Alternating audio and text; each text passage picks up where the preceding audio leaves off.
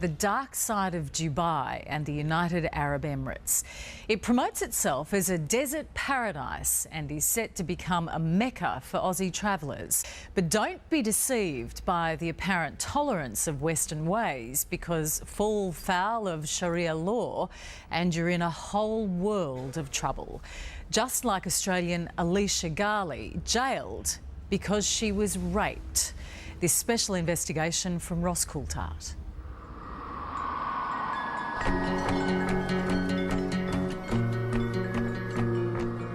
Preparing for the big flying kangaroo to land here in Dubai is unreal. I can't wait to see it out there. Soon, many more Australians will be visiting. It feels like things just grow up out of the desert overnight.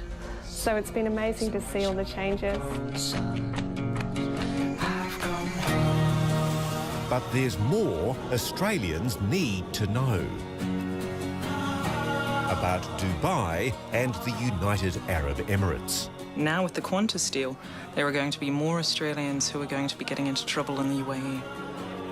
Sex outside marriage, holding hands, even kissing someone on the cheek can be enough to have you arrested. A kiss on the cheek and you go to jail? A kiss on the cheek and you can go to jail. The worst horror stories are when women are raped and they go to the police to report the incident and they are then accused themselves of having sex outside marriage, charged with the crime and possibly imprisoned. Tonight, Alicia's story. You obviously hadn't expected to see her again, had you? You thought it was possible she might die. Absolutely, absolutely. And I couldn't do a thing about it. My darling girl. She was so beautiful.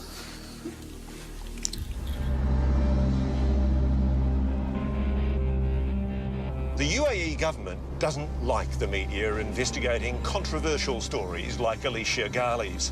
They actually require the press to have a special filming permit, which is why we're shooting this entire story here in secret.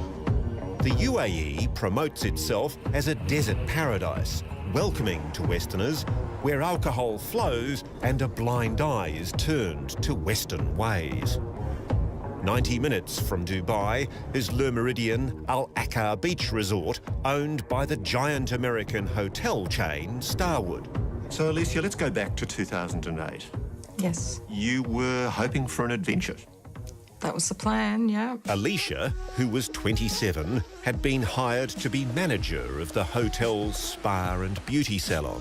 I got offered a fantastic package, which seemed like a dream, tax-free income and all expenses paid, and I went over with hopes of it being fun and luxury. Set on the beach, no expense has been spared. Opulent rooms, restaurants, bars, a nightclub, a massive pool, even Aussie-style lifeguards. Alicia had her own room near the staff bar, where she says employees were encouraged to relax and enjoy alcoholic drinks. Were you excited as you left Australia and said goodbye to your family? Excited and nervous, but more excited. New adventure. 3 months after arriving, at the end of a long day, Alicia was in her room when it began to flood. Water was coming up from the drain in the bathroom. So I called maintenance. They came, they cleared it out, and then I went back into my room, and within another half an hour it was flooded again, and a lot worse. The flooding was no accident. Later, maintenance would find a man's shirt and a plastic bag had been used to block Alicia's drain, forcing her to leave. They knew the only place for you to go and wait was the bar. Yes. It was about 11 o'clock at night. She left her room, went to the staff bar. She sat down, opened her laptop and ordered herself a bourbon and Coke. Everything seemed perfectly normal. There was one person that I knew. He was in the life-saving department, so I was familiar with who he was. He brought a bucket of ice over to the table with tongs. He put ice in my drink. I remember drinking the drink. I don't even remember finishing the drink. Next thing I know, I wake up at 4:30 in the afternoon the next day. The door to my apartment was ajar. I was completely naked with just my bra hanging off my shoulder. I woke up in pain. I had broken ribs and massive bruising to a lot of my body. You'd been raped. Yes. Her drink had been spiked. She'd been taken semi-conscious from the bar to her room. Later, there were reports of screams that hotel security was sent to her room where they found Alicia unconscious and 3 naked men, all employees. Starwood Hotels refused to answer our specific questions about this. There are 2 people who know what happened to Alicia Gali that night, and I've had to come all the way to the fjords of Norway to get their story. Egyptians Nasser and Nazmar worked at the hotel where they befriended Alicia. After the attack, she confided in them and showed them her injuries. She looked very upset. She's in shock. She's very tired and crying too much. When she come to our house, she showed Nazma her body and what happened. She looked very bad. ورتني جسمها كان في علامات كتيرة. Alicia went here in the hotel to a senior manager and told him that she wanted to report the rape to police, and she asked for help to go to the hospital for treatment. He said, if you go to the police, you could be in trouble because you had a drink. And so he sort of made me a bit scared. Did he tell you at that stage that it was a criminal offence for you to drink alcohol? No, he just said that you might have some issues with the police. Did anybody from your employer say, Alicia, this country has crazy laws. We're going to get you out of the country and get you to good medical help overseas. This is our proposal. Was there anything like that? No, nothing like that at all. They didn't even talk about giving me my passport back or giving me an option to leave. I said, if I want to go home, how do I go home? And they said that I had a debt to them because they'd flown me over and... You're kidding? Yeah, they'd flown me over and paid my accommodation and all that, and I hadn't worked long enough to recover those expenses. So you've been raped? Yes. You're asking for your passport so you can get medical assistance? Yes. And they're saying you owe them money? Yes. Badly injured and in shock, Alicia was made to feel as if she was to blame. When she tried to go to the human resource manager office, he refused to meet her. And did you witness that yourself? Yes, yes. Confused and frightened, Alicia rang the Australian consulate here in this high-rise in Dubai. She didn't know what to do. She needed help from the Australian government. She didn't get it. In legal documents, the woman Alicia spoke to at the consulate is identified as Gail Miller. All she said to me is reconsider your need to be in the country at this time, and that if I had been drugged, there could be issues with drug laws in the country and that I could have faced life imprisonment. And I explained to her that the hotel was holding my passport and that I couldn't go anywhere. Did she offer you an emergency passport to get you out of the country? No, no. She tried to get help, didn't she, from both the hotel? Yes. And the embassy? Yes. What do you think of the help she received? Alicia was neglected. Sue is Alicia's mum. Back in Australia, all she could do was try and comfort her daughter over the phone. She'd say, I don't know what to do. I said, I don't know what to do. I couldn't help her. Alicia Gali was in a strange country with no one to turn to and no one knew of her plight. And that's because the Australian government was actively trying to suppress her story. They told her family not to speak to the media, not to make a fuss. At the same time, hotel management was applying its own pressure, warning her against going to hospital or the police. but the pain of her injuries became too much. I was in agony. I had 4 broken ribs on one side. Four broken ribs. I went to the hotel and said, I'm going to have to go to the hospital. They, at that point, said, well, the police will become involved. They became quite aggressive towards me. So the hotel didn't even help you to go to the hospital? No. I called a taxi on my own. At this hospital, Alicia was examined. Her injuries consistent with being bashed and raped. They said, do you want to tell the police so that the men can be arrested? And I said, the hotel told me that I might have some issues with the fact that I had a drink. And they said, no, don't worry about it. You're a Christian, you're not Muslim, it's fine. You report. What Alicia didn't know is that being raped was essentially the same as having sex outside marriage where the sex is consensual, and that she would be charged with the same offence as those who assaulted and raped her. Michelle James is Alicia's Australian lawyer. It was Islamic Sharia law that would now determine Alicia's fate and the fate of the men who'd raped her. My understanding is that for there to be a conviction of rape in the UAE, that there need to be 4 adult male Muslim witnesses who can provide evidence that the sex was non-consensual. You're kidding. That's my understanding. So a woman can only prove that she has been raped if there are 4 adult Muslim men watching the rape. Who are prepared to say that the sex was non-consensual. Alicia followed the hospital's advice and went to this police station to give a formal statement in the hope that the men who'd drugged and raped her would be arrested. Did you realise at that stage you were in trouble? No.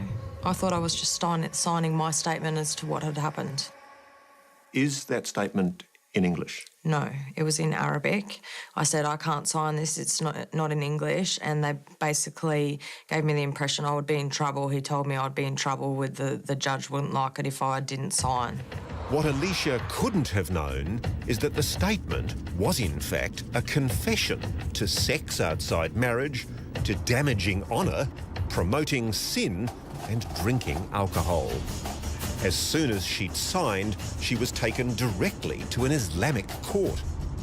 Then the 3 men who'd raped her, all hotel employees, were brought into the court, handcuffed. Alicia thought she was testifying against them, but she was actually on trial with them. You think that these men are facing criminal charges for rape? Yes. They came in with shackles. You think that you're just a witness? Yes. Nobody's told you that you're now under suspicion? Yes. As a criminal? That's right. But more importantly, why should any woman who's a victim of rape be accused of any crime? Yeah, I know. The trial lasted less than 30 minutes. I didn't realise until after I'd finished giving my statement and I was being led into a different direction the way that I'd came. And I said, where am I going? What's going on? And the judge said to me, you're going to jail. And I said, what for? And he said, you drank. And I said, but I drank in a staff bar and I'm Christian. And he said, doesn't matter, you don't have any rights here. You sure don't. Alicia was sentenced to 1 year in jail, 11 months for sex outside marriage, 1 month for drinking alcohol. As for the rapists, 2 got the same sentence, the 3rd got a month more. 2 hours' drive from Dubai is a place few tourists ever see. Fujairah Prison. I was petrified when I first went in there. I was absolutely terrified. This is the prison here, a place Alicia Ghali describes as a nightmare. It's where she was locked up for 8 months. During the day, Alicia could hear prisoners being lashed. At night, prisoners being bashed. In filthy conditions, she shared a cell with 30 other women, and she felt absolutely alone. It was disgusting, no hygiene whatsoever. Sometimes they'd turn the water off for 4 days at a time, and when it's 55 degrees in the middle of summer, it was bad. I was fearful she'd die. Alicia is not the only victim of an unjust system. You know you haven't done anything wrong, and then that moment he told me you have to do a month in prison. It's shock, just absolute shock. In 2009, Charlotte Adams was sentenced to a month in jail for greeting a male friend with a kiss on the cheek. Charlotte was on an extended holiday. A real estate agent from England, she was thinking of finding work and staying permanently. The place felt fun, and she fell for Dubai's party lifestyle. Monday nights you go out and it's ladies drink free, you get free champagne in every hotel bar. You have brunches once a week where it's unlimited alcohol and food for like £100. So it's very much a drinking, partying culture in Dubai. It's what traps many Westerners. A seemingly tolerant society that paints itself as free and easy. But it's not. Charlotte Adams was in this diner when she found out the hard way that this country is not the West. With 4 male friends, Charlotte came here for a late-night snack after an evening out. Earlier, she'd given Eamon, a fellow Londoner, a friendly kiss on the cheek to say hello. They finished their meal, they paid and left, only to be stopped by the police. Have they arrested you? Yeah, there and then on the spot. What did they accuse you of? They didn't say anything at first. They didn't say anything. We got driven to Jebel Ali police station, and they called us in one by one. And then he was just asking me, like, what I'd been doing that evening. So I said, you know, we've just been out, like, got some food. He was like, were you kissing him? And I was like, no. And he's like, did you kiss him? And I was like, well, we would have kissed on the cheeks to say hi, but apparently as soon as I said we kissed on the cheek, that was it. It was like, kissing on the cheek is illegal.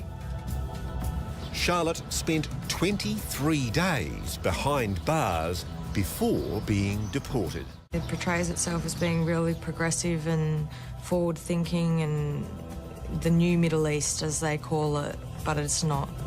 After serving 8 months, Alicia Ghali was released early from prison as part of the celebrations in the UAE for the wedding of the Sheikh's son.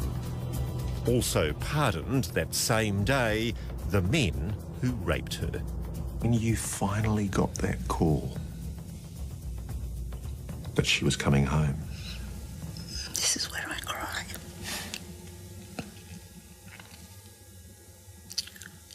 Because I'd had to keep everything hidden. It was beautiful. tell me about that moment. She walks off the plane. My darling girl. She looks so beautiful. Since arriving home 4 years ago, Alicia has been unable to work. She suffers severe post-traumatic stress disorder, is on medication and now lives with her mum. She says Starwood Hotels, whose company motto is "Do the right thing," have offered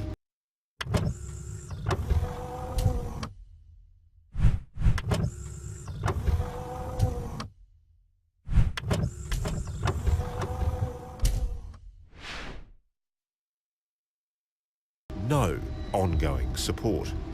They can't even help me to recover. I can't work, I can't afford my treatment, and they won't even help me with my medical bills. Let me count the ways that Starwood, the world's second largest hotel group, the owner of the Sheraton and Westin brands, assets of over $8 billion, has let Alicia Ghali down. They failed to warn her of the risks of reporting a rape in the UAE. They refused to return her passport, so she couldn't even leave the country. While she was in prison, they failed to pay her the full pay she was owed. And even today, they're still not helping her with her mounting medical bills. We went to their headquarters in Stamford in the United States, emailed and phoned. It's Ross Coulthard here from Channel 7 Australia. Requesting an interview, again and again. Oh, it's going through to voicemail. I'll leave a message. We wanted to speak to Fritz van Paschen, CEO of Starwood. He's the $9 million man. That's the sum of his salary package last year. And Starwood is a multi-billion-dollar company. But no one in the company seems able to find it in their heart to pay Australian Alicia Garley's medical bills. What do you think the hotel chain hoped would happen? That it'd be swept under the carpet, not be dealt with, just go away. It's very, very hard to see and understand what's... Sorry, what's wrong? Oh, I'm crying. Sorry. I'm sorry, darling. Do you need one? Yes, please. Are you crying? Yeah. Oh, darling.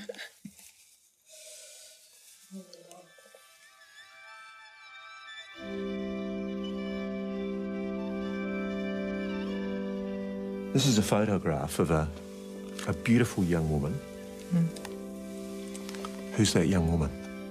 Me, before I went. What's changed? I don't get joy out of the same things as I used to. I do have a greater appreciation for simple things like fresh air and walking on the beach and freedom, just being free, but I'm just not the same. I'm damaged now.